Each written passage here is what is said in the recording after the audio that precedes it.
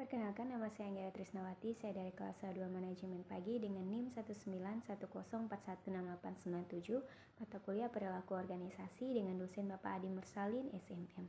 Baiklah, di video ini saya akan memberi jawaban ringkasan saya berkaitan dengan video dengan judul Tantangan dan Peluang di Era Digital Disruption.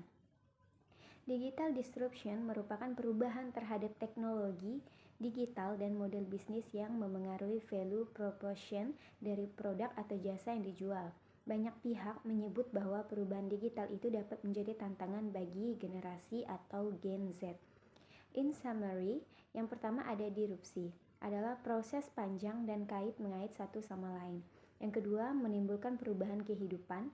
Yang ketiga, teknologi baru selalu memudahkan dan memurahkan. Yang keempat, menciptakan pasar baru atau new market from the bottom of the pyramid. Disrupsi melahirkan pasar baru dan pelaku-pelaku usaha baru. Yang pertama, lebih simple. Yang kedua, lebih murah. Yang ketiga, lebih terjangkau. Dan yang keempat, lebih cepat.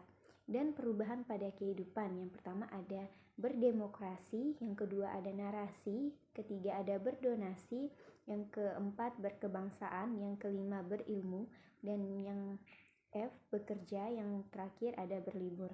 Dalam situasi COVID seperti ini sangat menguntungkan di mana adanya teknologi digital.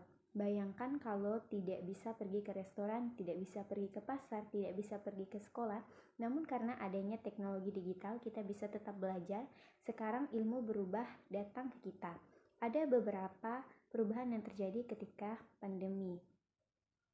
Yang pertama, pandemi menggeser prioritas konsumen. Yang kedua, kesehatan, home, digital, fatude, donut ekonomi, dan 10 ledakan ekonomi serta kehidupan. Contohnya, sekarang kita harus membeli masker, membeli vitamin, hand sanitizer, dan lain sebagainya. Oleh karena itu, prioritas pelanggan saat ini lebih di dalam rumah. Semua aktivitas berada di dalam rumah. Lalu ada 10 ledakan ekonomi dan kehidupan. Yang pertama adalah ledakan kreativitas. Yang kedua, ledakan home atau sweet home. Yang ketiga ada ledakan wisata atau luar ruang. Yang keempat ada ledakan konten. Yang kelima, ledakan kolaborasi. Yang keenam, ledakan kecerdasan. Yang ketujuh, ledakan aktivitas. Yang kedelapan, ledakan useless. Dan yang kesembilan, ledakan knowledge. Dan yang terakhir, ada ledakan open science. Ledakan lainnya seperti ada investor baru, great resignation, dan ledakan-ledakan lainnya. Lalu, saat ini kita sedang berada dalam 3 zona waktu. Nah, yang pertama, 3 zona waktu yang terbelah 2. Lalu yang kedua, membentuk 2 narasi yang berbeda, hari esok atau kemarin. Yang ketiga, narasi bukan sekedar narasi, melainkan dibentuk struktur, teknologi, proses, model, bisnis, dan people yang berbeda. Ada 3 zona waktu. Ada masa lalu, hari ini, dan hari esok. Ada the past, the future, dan the present. Banyak yang kita pelajari, salah satunya adalah yesterday is the day, tomorrow is the day, story of tomorrow. Lalu apa yang harus kita lakukan? Yang pertama, putuskan di mana kita berada. Yang kedua, mindset seperti apa yang ada di organisasi kita. Yang ketiga, yang penting sebenarnya to stay relevant. Nah, digital disruption merupakan perubahan terhadap teknologi digital dan model bisnis yang memengaruhi value proposition dari produk atau jasa yang dijual. Digital disruption memang menjadi tantangan, namun bisa juga kita jadikan cambuk untuk melakukan transformasi digital secara optimal. Martech Law merupakan sebuah teori yang mengatakan bahwa perkembangan teknologi itu selalu bergerak eksponensial atau bergerak lebih cepat daripada perubahan dalam organisasi bisnis, sehingga akan muncul sebuah jarak yang cukup antara bisnis dengan transportasi yang dapat dituju.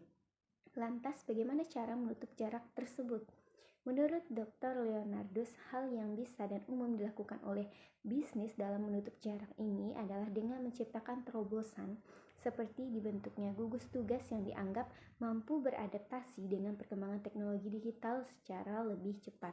Gugus tugas ini bersifat project-based, sehingga akan ada pemisahan antara eksploitasi dengan eksplorasi. Lalu kita akan membahas tentang perubahan persepsi bisnis dan gaya kepemimpinan. Bila semula bisnis berjalan dengan persepsi inside out, di mana produk atau jasa yang dipasarkan harus laku. Sementara kini persepsi bisnis berubah menjadi outside in. Bisnis harus melihat kebutuhan dan demand dari konsumen. Barulah bisnis bisa mulai mempromosi produk atau jasa tersebut.